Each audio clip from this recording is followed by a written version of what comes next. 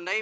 ఎన్నికలు కంప్లీట్ అయ్యి ఈరోజు హోరాహోరీగా మాత్రం ఎన్నికల నిర్వహణ పూర్తి అయిన నేపథ్యంలో మార్నింగ్ నుంచి కూడా ఎప్పుడు ప్రక్రియ 8 గంటలకు ప్రక్రియ మొదలైనా కూడా ఇప్పటి వరకు స్టిల్ నైట్ అయినా కూడా ఒక రౌండ్ కూడా పూర్తి కాని పరిస్థితి. ఇప్పుడే ఒక రౌండ్ మాత్రం ఎన్నికల ప్రక్రియ మాత్రం పూర్తి అయినట్టు సమాచారం అందుతుంది. మరి మొదటి నుంచి చెప్తా ఉన్నాము, మొదటి నుంచి బీఆర్ఎస్ పార్టీ చాలా పెద్ద ఎత్తున డబ్బులు పంచినప్పటికీ పట్టభద్రులు మాత్రం తీన్మార్ మల్లన్న వైపే ఉండబోతున్నారని తీన్మార్ మల్లన్న విశ్వాసం వ్యక్తం చేస్తున్న నేపథ్యంలో ఈరోజు జస్ట్ ఇప్పుడే ఒక మొదటి రౌండ్ ఫలితం మాత్రం అఫీషియల్ గా రావాల్సి ఉంది. బట్ మనకు అందిన సమాచారం మేరకు కాంగ్రెస్ పార్టీ అభ్యర్థి తీన్మార్ మల్లన్న మొదటి రౌండ్ లో 12,000 పై చిలుకు మెజారిటీతో ఉన్నట్టు సమాచారం మాత్రం అందుతా ఉంది. రెండవ ప్లేస్ లో మాత్రం బీఆర్ఎస్ నేత బీఆర్ఎస్ నాయకులు ఏనుగుల రాకేష్ రెడ్డి ఉన్నట్టు తెలుస్తా ఉంది. ఇండిపెండెంట్ అభ్యర్థి అశోక్ సార్ కూడా కొంచెం పోటీ ఇచ్చే ఆస్కారం మాత్రం కనిపిస్తా ఉంది. రెండో ప్రాధాన్యత ఓటు. మరి మొదటి ప్రాధాన్యత ఓట్లో ఒకసారి రియా సార్ ఉన్నారు. చాలా మంది కాంగ్రెస్ నాయకులు తీన్మార్ మల్లన్న టీం సభ్యులు కూడా ఇక్కడ ఉన్నారు. ఒకసారి మాట్లాడే ప్రయత్నం చేద్దాం. సార్, అఫీషియల్ గా అందకపోయినప్పటికీ ఇప్పటికీ ఒక సుమారు 12,000 మెజారిటీ మొదటి రౌండ్లో అందుతుంది. అంటే 96,000 ఓట్ల లెక్కింపు ప్రక్రియ మాత్రం మొదలైంది. 96 టేబుల్ల మీద ఒక్కొక్క టేబుల్కి 1000 చొప్పున వేసుకున్న 96,000 ఓట్ల లెక్కింపు ప్రక్రియ కంప్లీట్ అవుతుంది. దీన్ని ఎట్లా చూస్తారు సార్? అంటే ఈ 12,000 మెజారిటీ అనేది ముందుకు సాగే అవకాశం ఉందా, లేదంటే తీన్మార్ మల్లన్నకు ఏమన్నా మళ్ళీ బైబ్యాక్ అయ్యే ఆస్కారం ఉందా? అంటే వాస్తవంగా ఓవరాల్గా 3,33,000 ఓట్లకు సంబంధించిన లెక్కింపు జరిగిన తర్వాతనే ఒక స్పష్టమైన అవగాహన, స్పష్టమైన విషయం పట్ల మనకి సమాచారం ఉంటుంది. ఇప్పుడు మొదటి దశలో 96,000 ఓట్లకు సంబంధించిన లెక్కింపు దాదాపుగా పూర్తయినట్టుగా మనకు తెలుస్తూ ఉన్నది. ఎందుకంటే ఏజెంట్స్ ఎవరైతే ఉన్నారో వాళ్ళు మధ్యన వాళ్ళకి కొంత విడుపు సమయం ఉంటుంది. ఆ విడుపు సమయంలో మనకి ఇచ్చిన సమాచారంలో టేబుల్స్ ఆధారంగా కూడా ఇప్పుడు నాకు చూపెట్టారు. మేజర్గా ఏంటంటే మనకేం కనబడుతూ ఉందంటే తీన్మార్ మల్లన్న అంటే ఈ ఎమ్మెల్సీ ఎలక్షన్లో 50% ఓట్లు ప్లస్ 1 ఓట్లు, అంటే ఈ మనకు ఓవరాల్గా 3,33,000 ఓట్లకు సంబంధించిన కౌంటింగ్ పూర్తయిన తర్వాత 50% ప్లస్ 1 ఓటు ఉంటే గెలిచినట్టుగా మనకు ఉంటుంది. కొంచెం 96,000 ఓట్ల మొదటి రౌండ్లోనే తీన్మార్ మల్లన్నకు కనుక 50% అండ్ ఎబో వస్తే మనం ఖచ్చితంగా ఈ ట్రెండ్ భవిష్యత్తులో కొనసాగితే గెలుపు సులభం అవుతూ ఉంటుంది. కానీ ఇప్పుడు మనకున్న సమాచారం ఏంటంటే తీన్మార్ మల్లన్న అందరికైనా చాలా ముందున్నాడు. ఇప్పుడు మనకున్న సమాచారం మేర ప్రకారం టేబుల్ వైజ్గా చూస్తే 40% ఓట్ల నుంచి కొన్ని టేబుల్ మీద 40% ఓట్లు, కొన్ని టేబుల్ మీద 40%, కొన్ని టేబుల్ మీద 50%, 52% వరకు ఉన్నారు. అంటే దాదాపుగా 45%కు ఎబో ఓటింగ్ ఉన్నది. ఒకవేళ ఫస్ట్ రౌండ్లో కనుక 50,000 ఎబోకుంటే మళ్ళీ బేసికల్గా ఏం చేస్తూ ఉంటే రెండో దఫాలో రెండో ప్రాధాన్యత తీసుకుంటారు. కానీ ఇప్పుడు మనకున్న సమాచారం తీన్మార్ మల్లన్న మిగతా అభ్యర్థులతో పోలితే చాలా అడ్వాన్స్గా ఉన్నాడు. ఇప్పుడు మనం ఈ టేబుల్ లెక్కలు చూసినప్పుడు దాదాపుగా 45% పోలైన ఓట్లలో తీన్మార్ మల్లన్న వైపు ఉంటే దాదాపు 50% వరకు ఉంటే, రాకేష్ రెడ్డి రెండో దఫాలో 20% నుంచి 25% మధ్యన ఉన్నట్టుంది. మిగతా అభ్యర్థులు వెనక్కి వెళ్ళిపోయినారు. మూడో స్థానంలో గుజ్జుల ప్రేమేందర్ రెడ్డి గారు ఉన్నట్టుగా చెప్తా ఉన్నారు. కానీ ఓవరాల్గా మనకి ఏమైందంటే ఈ లెక్కింపు మొత్తం అయిపోయినాక మొదటి ప్రాధాన్యత ఓటు కనుక దాంట్లో కనుక 50% 0.1 ఓట్లు రాకుంటే, మెజార్టీ ఉండకుంటే ఎలిమినేషన్ రౌండ్ తీస్తారు. అంటే మొత్తం పోలైన ఓట్లలో ఎవరికైతే తక్కువ ఓట్లు వచ్చినాయో వాళ్ళ సెకండ్ ప్రయారిటీ ఏదో తీసుకుంటూ వస్తూ ఉంటారు. కాబట్టి ఒకవేళ ఈ ఫస్ట్ ప్రయారిటీలో 45%, 46% వరకు తీన్మార్ మల్లన్న కనుక ఆగిపోతే మళ్ళీ ఈ ఎలిమినేషన్ రౌండ్లో నుంచి తీసి 5%, 6% మళ్ళీ యాడ్ కాగానే ఆయన గెలిచినట్టుగా ఉంటుంది. అయితే సహజంగా మొదటి రౌండ్లో 10,000కు పైగా లేదా 10 నుంచి 15,000కు పైగా లీడింగ్ కనుక వస్తే ట్రెండ్ కంటిన్యూ అవుతున్నది. ఇప్పుడు నాకు తెలిసి మీరు చెప్పినట్టుగా, అంటే మీరు చెప్పిన ఇప్పుడు ఈ గణాంకాలను మనం అనాలిసిస్ చేసి చూసినా, నాకు వచ్చిన టేబుల్స్ చూసినా కూడా మొదటి రౌండ్లో తీన్మార్ మల్లన్నకి దాదాపుగా 12,000 నుంచి 15,000 ఓటింగ్ లీడ్ జరుగుతున్నట్టు కొన్ని లెక్కలు చేయాలి. కానీ ఇప్పుడు దాదాపుగా స్పష్టమైంది. ఇది నాకు తెలిసి చాలా కంఫర్టబుల్ లీడింగ్. ఈ లీడింగ్ కొనసాగే అవకాశాలు ఉన్నాయి. ఒకవేళ మీరు అనుకున్నట్టుగా ఈ లీడింగ్లో ఏమైనా తేడా వచ్చినా కూడా మళ్ళీ ఇంకో అభ్యర్థి ఏదైతే ఉందో ఈ లీడింగ్ మొత్తం అధిగమించి మళ్ళీ మొదలు పెట్టాలి. అది సాధ్యం కాని విషయం. ఎందుకోసం అంటే రెండో అభ్యర్థిగా కనిపించే రాకేష్ రెడ్డికి, అట్లాగే మొదటి అభ్యర్థిగా అంటే మన మెజారిటీలో కనిపిస్తే తీన్మార్ మల్లన్న గారికి మధ్య దాదాపుగా మనకు ఒక బేసికల్గా ఒక 15,000 ఓట్ల తేడా ఉంది. అంటే మళ్ళీ 15,000 ఓట్లను నెక్స్ట్ రౌండ్లో అతను తెచ్చుకొని మళ్ళీ దాన్ని ఓవర్కమ్ చేస్తే తప్ప లీడింగ్ కనబడదు. కాబట్టి మనకున్న 4 రౌండ్లే కదా ఉన్నది. మొదటి రౌండ్లోనే దాదాపుగా 12 నుంచి 15,000 లీడింగ్ ఉన్నప్పుడు అబ్సల్యూట్గా ఉంటుంది. మళ్ళీ చాలామంది చెప్తున్నారు ఏంటంటే సెకండ్ ప్రయారిటీ ఓట్లలో కూడా దాదాపుగా వాళ్ళు ఫస్ట్ ప్రయారిటీ అక్కడిక్కడ వేసినా కూడా తీర్మానం మల్లన్న వైపే ఎక్కువగా అభ్యర్థుల ఓటింగ్ జరిగినట్టుగా కనబడుతూ ఉన్నది. కాబట్టి మనం ఆల్రెడీ మొదటి నుంచి మనం చెప్పుకుంటూ వస్తూ ఉన్నాం. ఓవరాల్గా వస్తున్న ఈ ఓటింగ్ ఏదైతుందో మొదటి రౌండ్ ఏదైతుందో అది ఒక ట్రెండ్కి ఇండికేషన్. అంటే మొదటి రౌండ్ ఆధారంగానే గెలుపుని నిర్ధారించలేము. ట్రెండ్కేషన్ అది మామూలుగా ఒక 2000 ఓట్ల లీడింగ్ 3000 ఓట్ల లీడింగ్ ఉంటే మీరు అన్నట్టుగా సెకండ్ రౌండ్లో పికప్ చేసే అవకాశం ఉంది. కానీ లీడింగ్ ఉన్న 96,000 ఓట్లలో లీడింగే 15,000 ఓట్లు ఉన్న తర్వాత సహజంగా చాలా వరకు సార్ మార్నింగ్ నుంచి చూస్తూ ఉంటే అందరూ గ్రాడ్యుయేట్లే ఓటేస్తూ ఉంటారు. కొందరేమో జై తిన్మార్ మల్లన్న అని రాస్తే, కొందరేమో రైట్ మార్క్ కొట్టిండ్రు, కొందరేమో ONE 1 అని రాసిండు. రాకేష్ రెడ్డి పరిస్థితి కూడా అట్లనే ఉంది. తిన్మార్ మల్లన్న పరిస్థితి ఎక్కువ తిన్మార్ మల్లన్నకి ఈ ఓట్లు పడ్డాయని అఫీషియల్ గా మల్లన్ననే చెప్పిన పరిస్థితి. అంటే గ్రాడ్యుయేట్లకు అవగాహన లేక అంటున్నారు. ఎట్లా ఎట్లా ఎట్లా అంటే శ్యామ్ గారు ఓటు చైతన్యం పట్ల ఒక స్పష్టమైన ఎడ్యుకేషన్ లేకపోవడం వల్ల ఇప్పుడు ఏమవుతుందంటే జనరల్గా ఈ గ్రాడ్యుయేట్ ఎన్నికల్లో ఉన్న వాళ్ళందరూ కూడా వివిధ వృత్తులలో వివిధ పనులలో నిమగ్నం అవుతారు. కాబట్టి వాళ్ళు ఓటు నమోదు చేసుకున్న తర్వాత మళ్ళీ ఓటు వేసే టైంకే వస్తారు. ఓటు వేసే పద్ధతి మీద కూడా ట్రైనింగ్ జరగాలని మనకు తెలుస్తూ ఉంటుంది. చాలా చిన్న విషయం కదా. ఇప్పుడు తన జీవితంలో 15 సంవత్సరాలు చదివితే గ్రాడ్యుయేట్ అవుతాడు. 15 సంవత్సరాలు చదివితే 3 సంవత్సరాల గ్యాప్ ఉన్న తర్వాత మాత్రమే ఓటర్ అవుతాడు. అంటే 18 సంవత్సరాల ఎడ్యుకేషన్ బ్యాక్గ్రౌండ్ ఉన్న వాళ్ళు కూడా రైట్ వేయడము, లేదా జై అని రాయడము, లేదా మీరు అనుకున్నట్టుగా టిక్ మార్క్ పెట్టడము ఈ రైట్ కాదు. ఎడ్యుకేషన్ జరగాలి కదా. అంటే గ్రాడ్యుయేట్ ఓట్లో కూడా దాదాపుగా మీరు చెప్పిన లెక్క ప్రకారం చూస్తే ఓ 10% వరకు ఓట్లు చెల్లకుండా పోతూ ఉన్నాయి. ఇది సరి అయింది కాదు.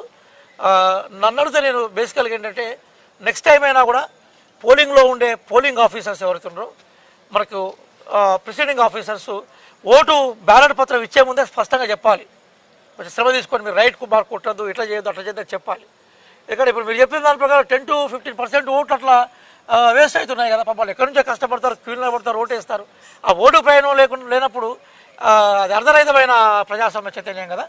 సరే ఉంటాయి, ఎక్కడైనా ఉంటాయి, కానీ గ్రాడ్యుయేట్లలో అది తక్కువ శాతం ఉండాలి. మీరు చెప్తున్నట్టుగా ఎక్కువ శాతం ఉంది. టెన్స్ మాత్రం బహుశా తీర్మానం మల్లన్న వైపే దశ నిర్దేశించబడుతుందని మనకు కనబడతా ఉన్నది. తీన్మార్ మల్లన్న బీఆర్ఎస్ అభ్యర్థి పోల్చుకుంటే బీఆర్ఎస్ అభ్యర్థి ఏమో దాదాపు 50 కోట్లు ఖర్చు పెట్టిండ్రు. తీన్మార్ మల్లన్న డబ్బులు ఇవ్వండి అని ఎవరైనా ఫోన్ చేసినా కూడా నేను పంచను అని చెప్పేసిన పరిస్థితి సోషల్ మీడియాలో మీరు చూస్తూ ఉంటారు. తీన్మార్ మల్లన్ననే టార్గెట్ చేసుకుంటూ సోషల్ మీడియా మొత్తం నడిపించారు. ఈ పట్టభద్రులు నిజంగా డబ్బులకు అమ్ముడుపోయి ఓట్లేస్తారు అనుకున్నారు బీఆర్ఎస్ అభ్యర్థి. మరి ఎట్లా చూడొచ్చు? పట్టభద్రులు లాగానే ఓట్లేసి అనుకోవచ్చా? ఇప్పుడు మనకు జర్నీ జెఫర్సన్ అనే ఒక పొలిటికల్ సైన్స్ ఏమంటాడంటే unless the people are aware the concept of democracy will not be successful అని అంటాడు. అంటే ప్రజలకు చైతన్యం లేనప్పుడు ప్రజాస్వామ్య ప్రక్రియకు అర్థం లేదని చెప్తా ఉంటాడు. ఇప్పుడు గ్రాడ్యుయేట్ ఓటర్లు ఎవరుతుందో వాళ్ళు కూడా డబ్బులకి లేదా మిగతా అంశాలకు ప్రభావితమైనప్పుడు ప్రజాస్వామ్యం గురించి మనం మాట్లాడుకోవాల్సిన అవసరం లేదు. తీర్మానం లాంటి వాళ్ళు ప్రాణాలకు తెగించి ప్రశ్నించి ప్రజలకు చైతన్యం పరచాల్సిన అవసరం లేదు. కానీ అట్లాంటి పర్సెంటేజ్ వాళ్ళు పెద్దగా ఉండరు. వీళ్ళు ఎంత ప్రభావం చూపెట్టినా కూడా నాకు తెలిసి ఒక 1 or 2% చూపెడతారు తప్ప గ్రాడ్యుయేట్స్ నాకు తెలిసి ఎన్నికల ప్రభావాన్ని చూపుతారని అనుకోని ఈరోజు ఇండియాలో జరిగిన సామాన్యులు పెద్దగా ప్రభావం చూపరు. కొంత పర్సెంటేజ్ ఉంటుంది. ఉదాహరణకి కేంద్రంలో మనం అనుకున్నట్టుగా మోడీ గారు అబ్కీ బార్ 400 పార్ అన్నా కూడా ప్రజలు అట్లా తీర్పేం ఇవ్వలేదు, కాలేక చూసాం కదా. రాష్ట్రంలో కూడా పక్కనే ఉన్న ఆంధ్రప్రదేశ్లో కూడా రకరకాల తాయిలాలు ఇచ్చినా కూడా మార్పు కోరుకున్నారు కదా. తెలంగాణ అసెంబ్లీ కానీ పార్లమెంట్లో కానీ మనకు కనబడ్డది కదా. కాబట్టి కొంత ప్రభావం చూపుతుంది తప్ప అందరు ఓటర్ల ప్రభావాలు చూస్తారనుకో కరెక్ట్ కాదు. గ్రాడ్యుయేట్స్ మీద అట్లాంటి ప్రయోగాలు చేయడమే దుర్మార్గం. అంటే గ్రాడ్యుయేట్స్ను డబ్బులు పంచాలని, గ్రాడ్యుయేట్స్ కూడా బాటిల్స్ పంపాలని, మత్తులో ముంచాలని చేసే ప్రయోగాలే దుర్మార్గం. వాళ్ళు ప్రజాస్వామ్యానికి శత్రువులు. వాళ్ళు మామూలు మనుషులు, దుర్మార్గులు, ప్రజాస్వామ్య శత్రువులు. నిజంగా దేశద్రోహం ఎవడైతే ఉన్నాడో వాడు ఓటర్లను రకరకాల ప్రభావితం చేసి ఓట్లు సంపాదించాలనుకున్నాడో ఈ దేశంలో నిజమైన దోషద్రోహి. జీవో 46 బాధితులను మల్లన్న వైపు నెగటివ్ ట్రోల్స్ చేసేసి ఈ కోణం తీసుకొచ్చిండ్రు. అంటే పూర్తిగా నేను కూడా అంగీకరించి ఎందుకోసం అంటే వాళ్ళు కూడా విద్యార్థులు, వాళ్ళకు ఉన్న న్యాయమైన పరమైన డిమాండ్లను మనం సమంజసంగా ఆలోచించాలి, అవగాహన చేసుకోవాలి.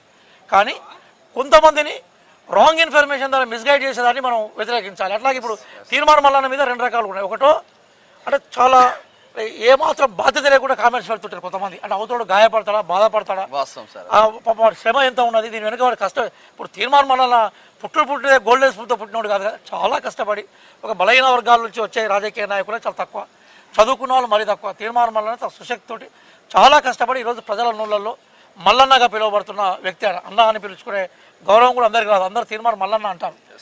అట్లాంటి వాళ్ళ మీద బాధ్యతగా లూజ్ కామెంట్స్ పెట్టడం వాళ్ళే ద్రోహులు, దుర్మార్గులు.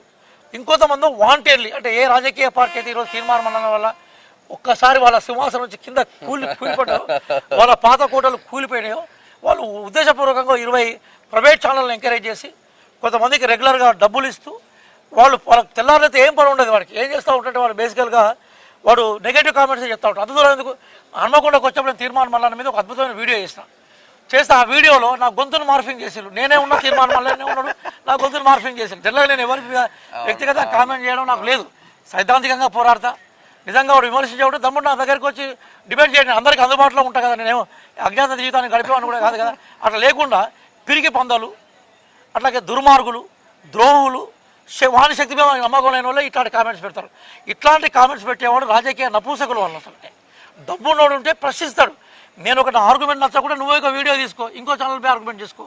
ఈరోజు తీర్మానం మల్లన్న మీద ఇట్లాంటి రాజకీయ నపూసకులకి ప్రయోగం చేసిళ్ళు, అది తీర్మానం మల్లకి ప్లస్ అయింది. ఇప్పుడున్న ట్రెండ్స్ ప్రకారం సార్, వరంగల్లో టఫ్ ఫైట్ నడుస్తూ ఉంది, నల్గొండలో టఫ్ ఫైట్ నడుస్తూ ఉంది, ఉమ్మడి ఖమ్మం జిల్లాలో కొంచెం మల్లన్నకు పాజిటివ్గా ఓట్ బ్యాంక్ వస్తూ ఉన్నది. ఓవరాల్గా చూస్తే మీరు అన్నట్టు 40 నుంచి 45% మాత్రం వస్తూ ఉంది. ఈ 50% దాటుతేనే కదా ఫస్ట్ ప్రియారిటీ కింద తీసుకునేది, లేదు అంటే సెకండ్ ప్రియారిటీకి వెళ్ళాల్సిందే. అంటే ఒక్కటి శ్యామ్ గారు, యాక్చువల్గా ఏంటంటే ఓట్లన్నింటినీ కలిపారు. బ్యాలెట్లు పెడుతున్నప్పుడు డ్రమ్లల్లో మొత్తం ఓట్లను కుమ్మరించి అవి కట్టలు కడతా ఉంటారు. అందులో ఒకే ప్రాంతానికి సంబంధించిన ఒకటే కట్టలో ఉండే అవకాశం ఉండదు. కానీ ఒక కట్టలో జనరల్గా మిక్స్ చేస్తున్నప్పుడు కూడా ఒకసారి డ్రమ్లో పోస్తారు కాబట్టి ఒక ప్రాంతం ఒక దగ్గరికి వచ్చే అవకాశాలు ఉంటాయి. కానీ మిక్స్డ్ ఓటింగ్ అనేది చూసుకోవాలి. నేను ఎన్నికల ప్రచారంలో ఉన్నాను 15 రోజుల నుంచి మల్లన్న గారితో కలిసి ఫుట్ టు ఫుట్ అటు అడుగులో అడుగేస్తూ నా లెక్కల ప్రకారం అనేక మంది గవర్నమెంట్ ఆర్గనైజేషన్స్ కలిశాను, ఎంప్లాయీస్ ఆర్గనైజేషన్స్ని, టీచర్ ఆర్గనైజేషన్ కలిసాను, లైబ్రరీలో అయితే కొన్ని 100,000 మంది విద్యార్థులను కలిశాను. అయితే ఓవరాల్గా జరుగుతుంది ఏంటంటే, సరే పోటీ ఉండాలి, ప్రజాస్వామ్యంలో పోటీ ఉండాలి. పోటీలో గెలిస్తేనే ఆ గెలుపు కూడా ఒక మజా ఉంటుంది, గుర్తింపు కూడా ఉంటుంది, మనకు కూడా ఆనందం ఉంటుంది. ఖమ్మంలో ఏమైపోయిందంటే లెఫ్ట్ ఆర్గనైజేషన్స్ యొక్క సపోర్ట్ అనేది మనకు బాగా కలిసి వచ్చింది. మీరు అన్నట్టుగా వరంగల్లో ఏం వీక్ లేదు, ఎందుకంటే నేను వరంగల్ వాడిని.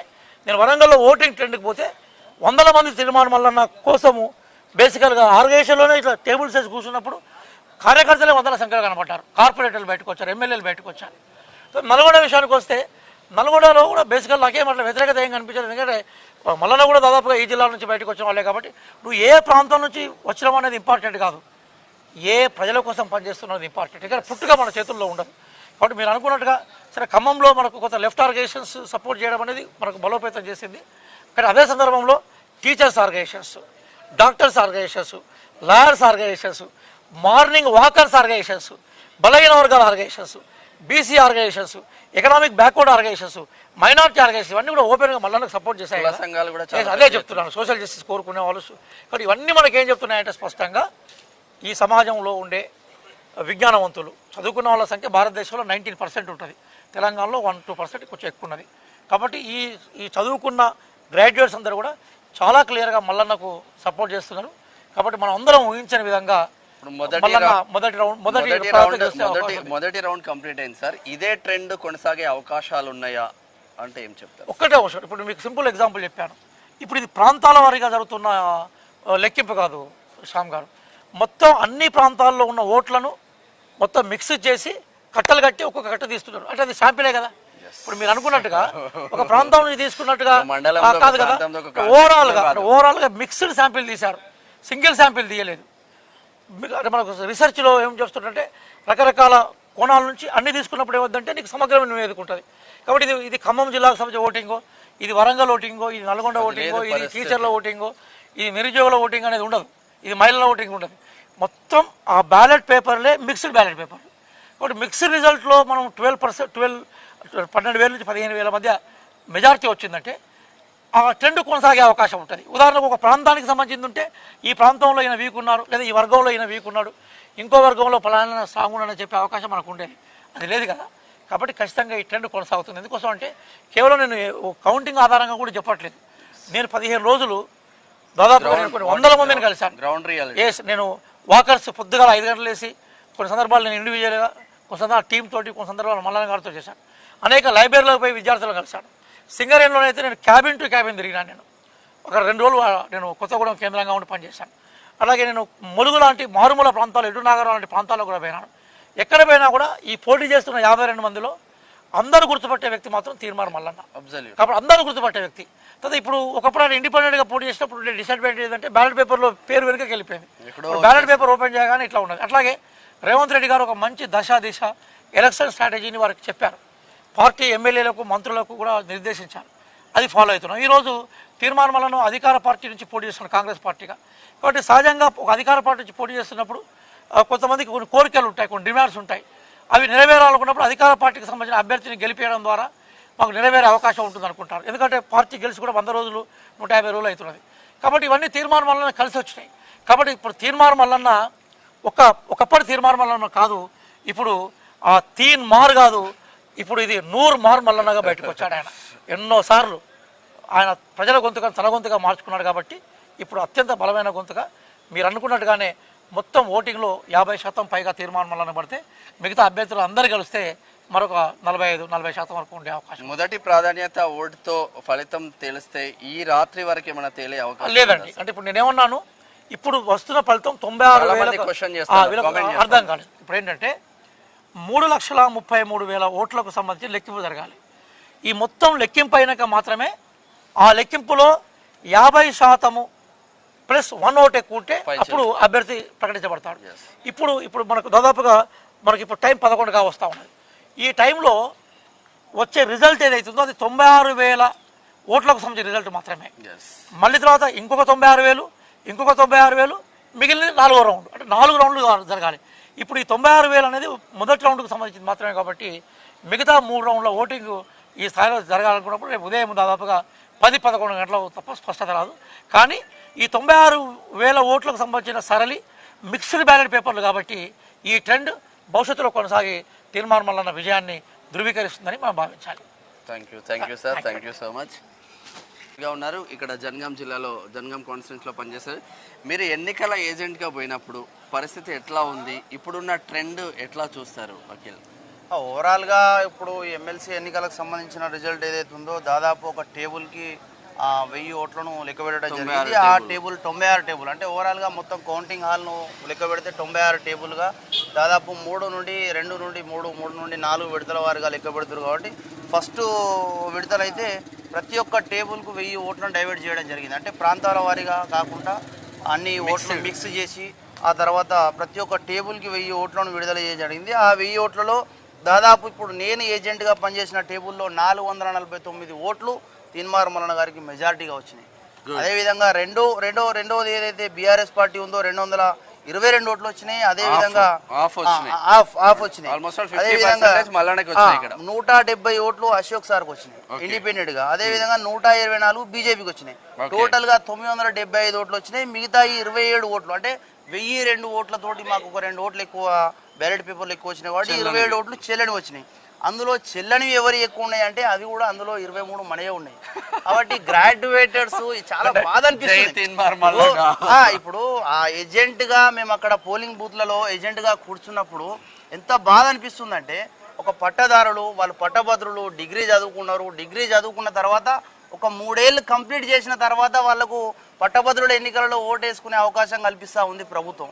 అలాంటి సమయంలో ఎన్నికల కమిషన్ అఖిల్ పాషా చెప్పినప్పుడు ఒకటైతే క్లారిటీ ఇవ్వదలుచుకున్నా, 953 ఒక పోలింగ్ బూత్ తను కూర్చున్న బూత్ అయితే 953లో దాదాపు 953లో 400 మొత్తం 1002లో ఇవి తీసేస్తే ఓకే 975లో తీన్మార్ మల్లన్నకి వచ్చినాయి మాత్రం 449 ఓట్లయితే బీఆర్ఎస్ అభ్యర్థి రాకేష్ రెడ్డికి వచ్చినాయి 232 ఓట్లు.